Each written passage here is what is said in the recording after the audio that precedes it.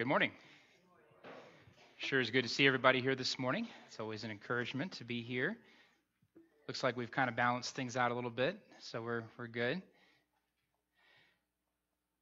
We've been studying 1 Peter and been working our way through these lessons on talking about being sanctified people and what that looks like and how the Bible defines that for us and shows us what it really looks like to live as people who are holy, people who are sanctified. And so as we start this sermon this morning, I'd like to read from Psalm 34. It is a psalm that Peter uses as kind of an outline in a lot of what he says, especially in this chapter, in chapter 3, where we will be. But I want to spend a little bit of time there this morning with you and just read the scripture with you. This is Psalm 34, starting in verse 15. It reads like this: "The eyes of the Lord are towards the righteous, and his ears are open to their cry. The face of the Lord is against evildoers, to cut off the memory of them from the earth. The righteous cry, and the Lord hears, and delivers them out of all of their troubles. The Lord is near to the brokenhearted, and saves those who are crushed in spirit. Many are the afflictions of the righteous, but the Lord delivers them out of all of them. He keeps all his bones. Not one of them is broken. Evil shall slay the wicked, and those who hate the righteous will be condemned. The Lord redeems the soul of his servants, and none of those who take refuge in him will be condemned." So as we continue this book, and what we have seen thus far is that Peter believes, and the scriptures believe, and the truth of the matter is that God cherishes his people. He loves his people. He is concerned for his people. When his people suffer, he hears their cries. And there's really no doubt about that. God knows when his people are in distress. But what also comes out is the fact that God's people will experience affliction. They will experience suffering. They will experience persecution and hardship. As long as we live in the evil world in which we live in, we will find ourselves experiencing things like that. Just because we struggle doesn't mean that God doesn't care, cherish, and love his people. But it's a reality of the world in which we live in. And as the psalmist says, the eyes of the Lord are towards the righteous, and his ears are open to their cries. You see, the assumption is that God will always rescue his people in a sense that he will keep them from harm. That's kind of an assumption I think many people try to make. And they'll say, well, if bad things happen to you, it's because you did something and God is punishing you for that something. And that there seems to be kind of a back and forth kind of an idea, which kind of a weight and balance kind of thing, that if you're righteous, this is what people seem to think or assume, that if you're righteous and if you're holy, you're going to live a pure, peaceful, easy life with no affliction. But when affliction comes, they assume it's there because God is inflicting you with some kind of a punishment. But Peter is saying that even as a faithful Christian, even as a Christian who is doing what is right and doing what is good, you will experience suffering in this life. And it's really not a matter of discussion as to whether we will or whether we won't. Peter just simply says, you're going to. It's going to happen. As long as we're living in this world, we will find ourselves experiencing hardships and afflictions and difficulties in life. It's what we do in the midst of those struggles that really makes the difference. That really makes things right or wrong. And so let's go ahead and look. There's some other passages that I want to kind of look at. I know I mentioned Daniel 3 last week, and I wanted to go back there for just a little bit because another way to look at this is to say, there is a reality or it is a fact that God sometimes does rescue his people from affliction, that God sometimes does pull them out of danger, that there are many, many, many stories in the Old Testament that teach us that God is capable of doing that. He is able to do that. And so I wanted to look at Daniel chapter 3 as a means of encouragement, because the rest of that story, we stopped off with Shadrach, Meshach, and Abednego not bowing down to the statue. And because of that, they're going to receive the penalty of the king Nebuchadnezzar and being thrown into the fiery furnace. Now, the rest of the story, if you will, starts in verse 24. It says, Then Nebuchadnezzar the king was astounded and stood up in haste. This was after they were thrown in. And said to the high officials, Was it not 3 men we cast bound into the midst of the fire? And they replied to the king, Certainly, O king. And he said, Look, I see 4 loosed and walking about in the midst of the fire without harm. And the appearance of the 4th is like the son of the gods. And then Nebuchadnezzar came near the door of the furnace of the blazing fire, and he responded, and he said, Shadrach, Meshach, and Abednego, come out, you servants of the Most High God. Come here. And then Shadrach, Meshach, and Abednego came out of the midst of the fire. What does that story teach us? Well, it teaches us that God is able. He's capable. He is more than able to rescue his people from situations like that. But Peter's point, in the New Testament writers point out, like Jesus, many Christians will suffer and lose their life for the sake of their relationship to the Father, for the sake of others, in Christ's case. And so we need to expect that. We need to assume that. We need to embrace that reality as we commit ourselves to following Jesus. Because the reality is this, folks, if death were the end, right? I mean, if that were the end of the story, in other words, if when you die, you know, the old saying, if you're dead like Rover, dead all over. When you die, if you're dead, and that's the end of the story, then the name of the game here on this earth would be self-preservation. That would be our main goal, is to preserve our life at all cost. That means that we would do nothing to jeopardize our safety. We would do nothing to jeopardize our life. That if death were the end, then we would do everything in our power, everything in our ability to preserve our life for all time. But the reality is, death is not the end of the story. There is life after death. And then when this life ends, there will be life to be lived after this life has ended. And for the Christian, that hope is founded on the reality of the resurrection. That just like Jesus, who lived, suffered, died, was raised again to continue life forever, we too will experience the same. And so our goal in this life is not to preserve our life. That self-preservation is not the goal. Our goal in this life is faithfulness and commitment, sincerity, patience, endurance. That's the name of the game. Because we know very well that this life is not the end of life. In verse 14 of chapter 3, Peter says this, But even if you should suffer for the sake of righteousness, you're blessed. And do not fear their intimidation, and do not be in dread. Peter has brought this up several times. It's a matter of suffering for doing what is right. Right? Suffering for the sake of righteousness. Suffering for being a Christian. For doing the right thing. For being holy. For doing good things. Right? But Peter says that is nothing to fear. Don't fear your persecutor. Don't fear the attacker. Don't fear the one who is treating you ill. I want to ask you a question. It's kind of a silly question, I guess. But if somebody is threatening of your life, are you going to be afraid? I mean, if there is an ultimatum and somebody says you need to live differently and you need to worship our gods or you're going to die, are you going to be afraid? I think you will. I will.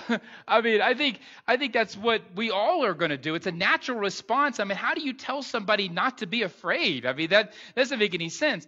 Well, I think it's because we misunderstand, or maybe it's just because of our English understanding of the word fear, we misunderstand what Peter is saying. And often what the Bible writers are saying. He's not telling us don't be afraid, per se, in the sense that we have a sense of fear, because I don't know how you could not do that. How do you turn that off? But I think it's a matter of not fearing the person or the persecutor or the situation. Now, what's the difference? Well, the difference is considering the person, we're going to use that as an example, the attacker, the persecutor, that we consider that person as having some kind of power, some kind of authority, some kind of ability that is over us against our control. Okay? Let me put that in another perspective. When we fear God, what we are saying is God is greater than me, more powerful than me, more powerful and greater than any situation I find myself in. He is in control. Therefore, I fear God because of who He is. But if some man wants to persecute me for my faith, that individual doesn't have ultimate power over my life. They don't have ultimate control over my life. Now, granted, they may take my life, but I fear God who can give me life. I fear God who can preserve my life. I fear God who gives me all things. So therefore, where is my fear? I don't fear the persecutor. I don't revere them. I don't consider them greater than me. I don't consider them greater than my God, because God is greater than they are. And if my faith and my trust and my commitment is in God, who is greater than all, then all I need to know is my fear for God and not my fear for man. Do not fear those who can simply take your life away, Jesus says. Right?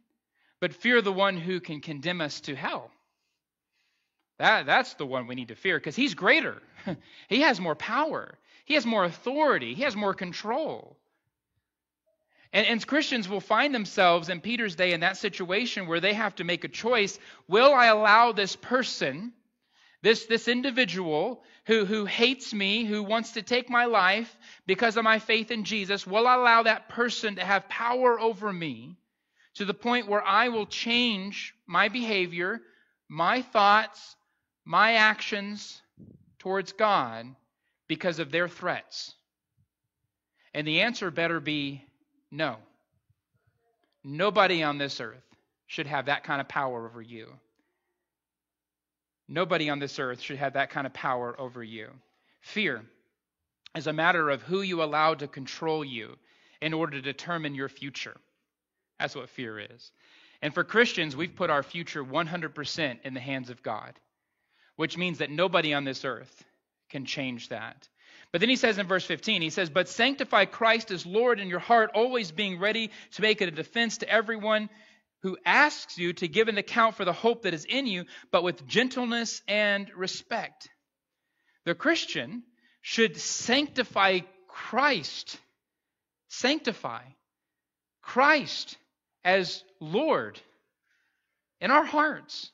He's the Lord. He's the one who has power. He's the one who has been given authority on heaven and on earth and on all flesh, on life and death. And He is the one in whom we serve.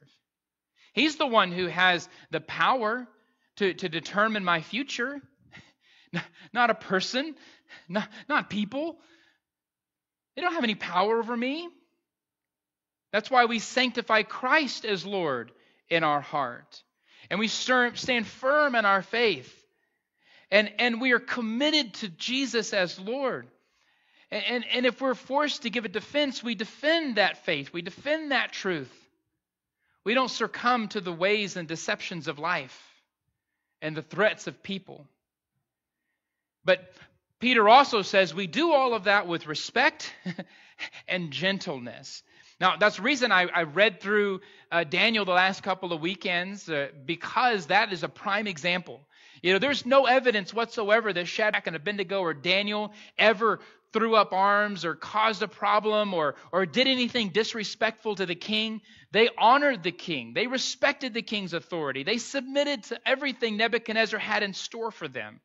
And that's what Peter is telling us. Gentleness, respect. That's what we do. That's the example we set. And yeah, sure, they may take our life.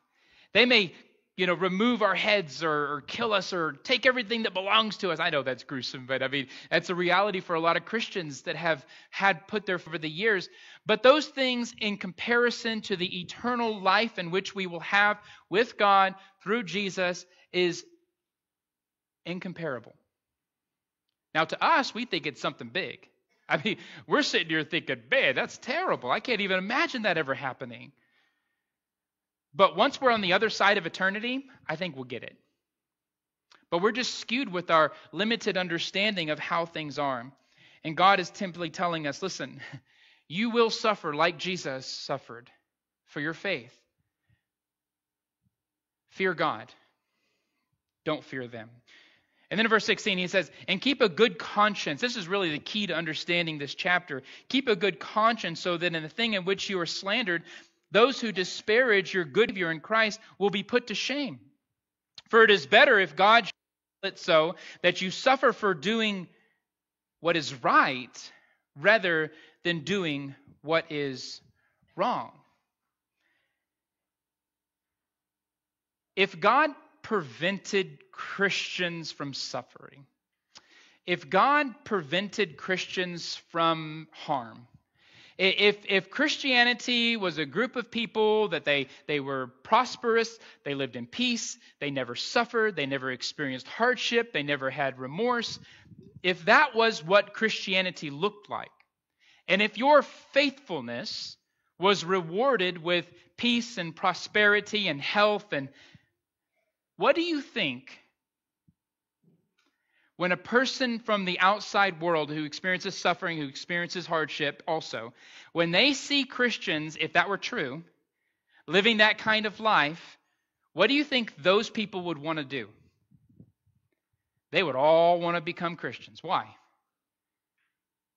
Because they look over here, they see us living prosperous and healthy and perfect lives, and they say, man, those guys have it good. They're living a good life. Everything's good about them. They're healthy and they never get sick. They all have lots of money and they have lots of everything that they need. You see, the world would look at that and they would want to become Christians. But why? What's their motive? What's their purpose? It's because they want all that stuff. They want the prosperity, well, they want the peace. They want to not suffer. God doesn't want that. God is not calling people, his family, so that they can avoid those kinds of hardships.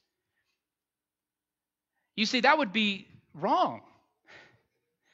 But what God is doing is he is allowing his people to experience all kinds of suffering, all kinds of hardship, probably more so than most people, to the point where there are people out there, they're going to look at us and they're going to say, why are you putting your faith in Jesus? It has caused you nothing but hardship. You have lost everything. Your friends and family have lost their lives. Why are you putting your faith in Jesus? And Peter says, that's when you give a defense for your faith. Because we don't serve God because of everything he does for us. We don't serve God because of the peace and the prosperity and the health and the lack of suffering. We serve God because we love him. Because he has brought us his son. Because he has given us an opportunity to live a different kind of life that leads us to him. Salvation. And in the midst of that, we suffer. And that's just the way it is. That's the way life is. That's the way the world works. We suffer. But guess what? Those outside of Christ also suffer life.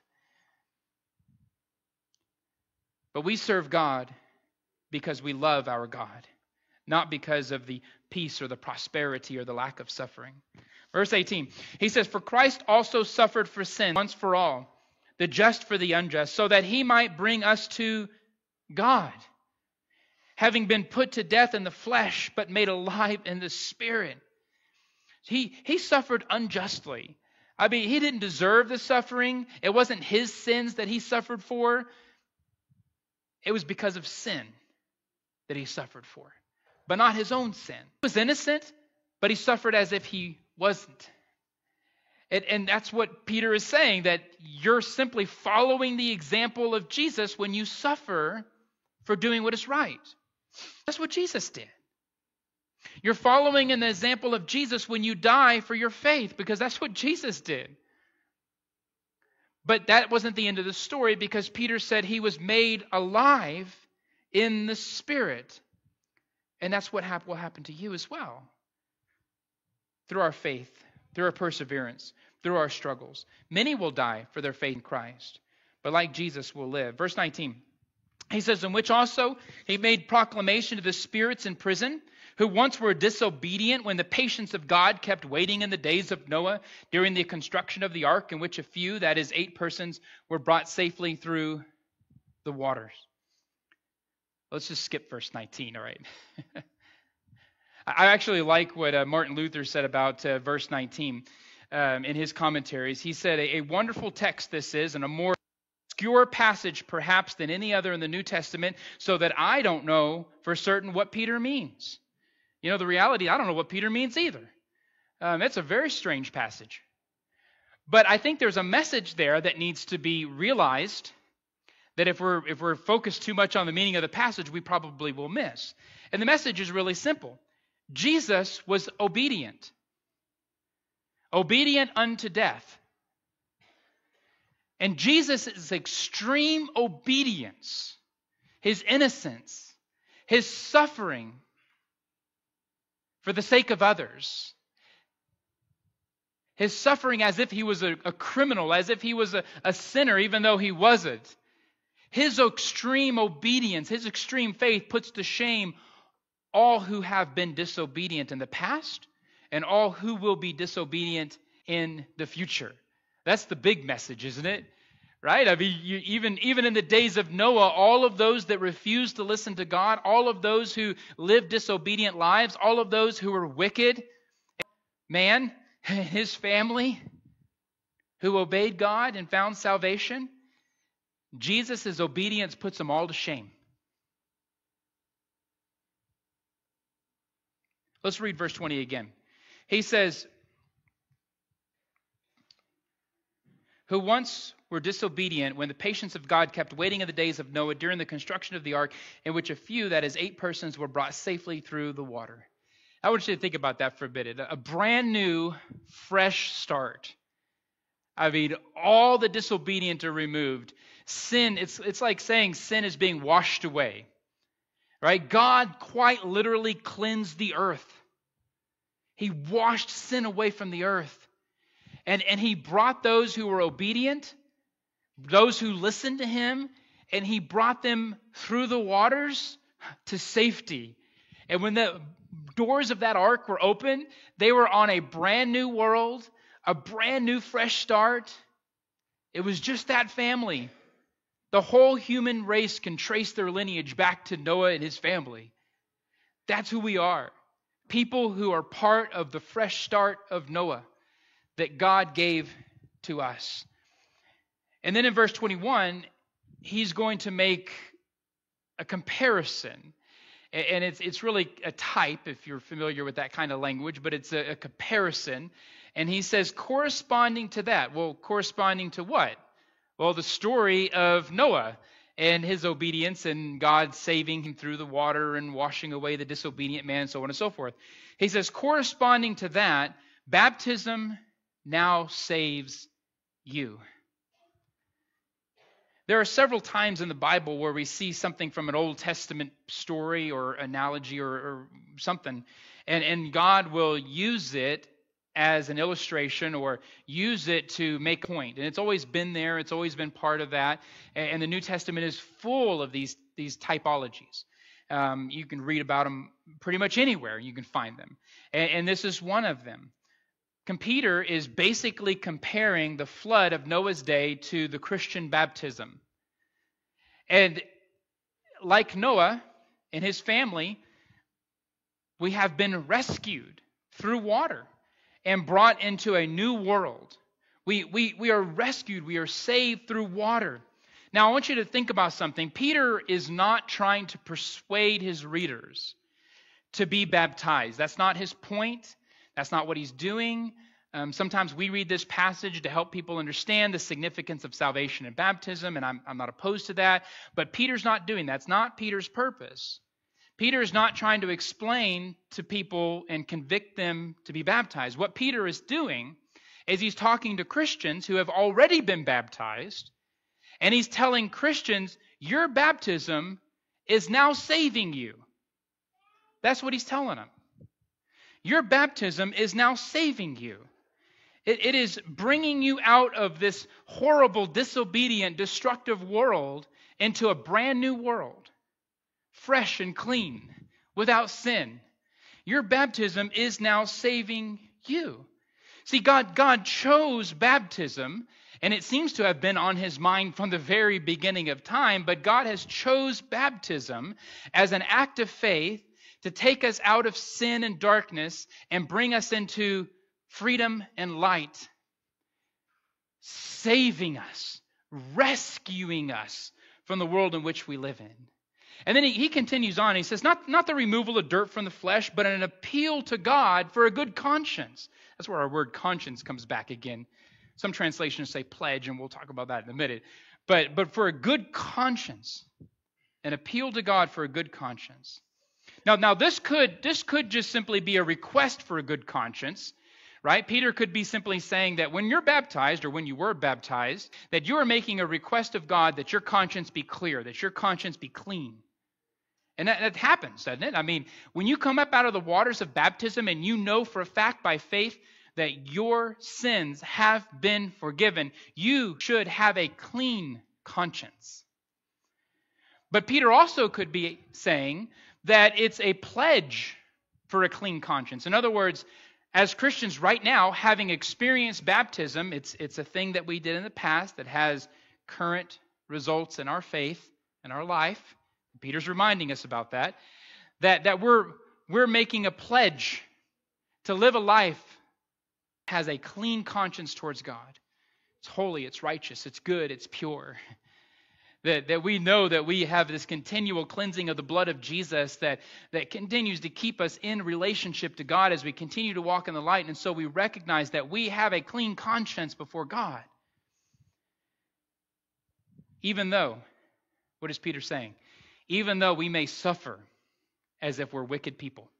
Even though we may suffer as if we're doing evil. Even though we may suffer for the sake of righteousness. My conscience is clear. My conscience is clean.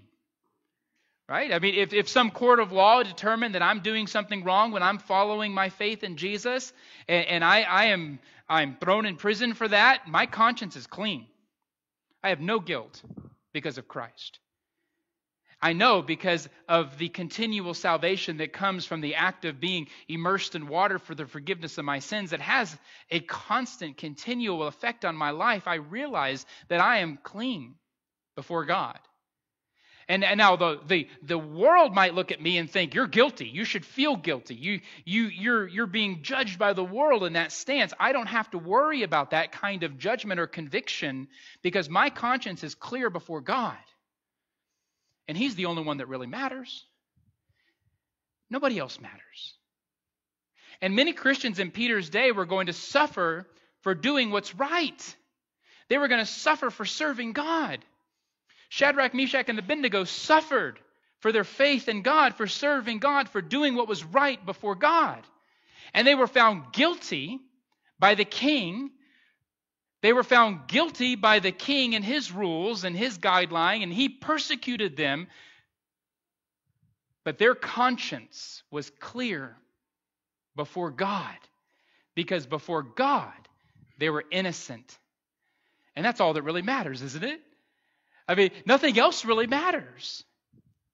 if your conscience is clear before God, that's all that matters. Don't let anybody make you feel guilty or unwanted or unworthy, because through Jesus you are worthy.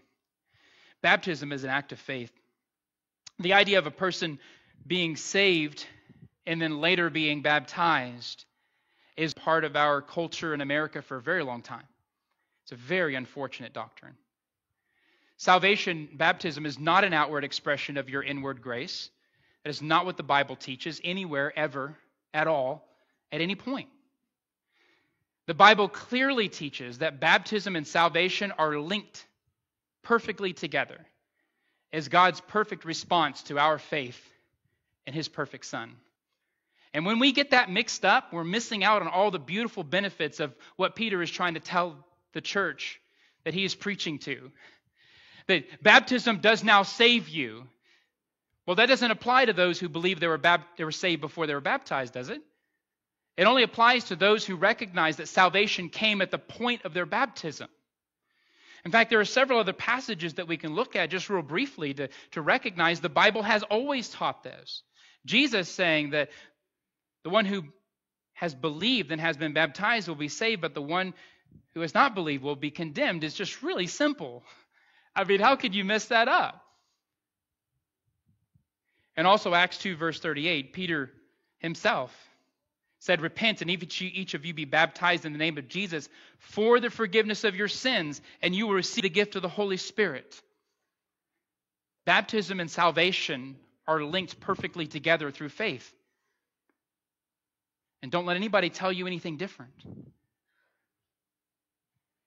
Peter continues on in verse 22. He says, "Through the resurrection of Jesus, who is at the right hand of God, having gone to heaven after angels and authorities and powers have been subjected to him." Water has no power. Water has really no authority. Water has nothing other than the fact that it makes you wet. But the resurrection of God has power. The resurrection of Jesus is powerful. It is the source of power in the midst of our obedient act of baptism that brings us into salvation and gives us the hope of resurrection. The power comes from Jesus in His resurrection to bring you into salvation. You see, those of us who have put our faith in Jesus and have been baptized are saved. We're forgiven. We have the gift of the Holy Spirit. We have been adopted into the royal family of God. We are righteous. We are holy. That's who we are. And we should remember that. That's what Peter's doing. He's reminding us of that.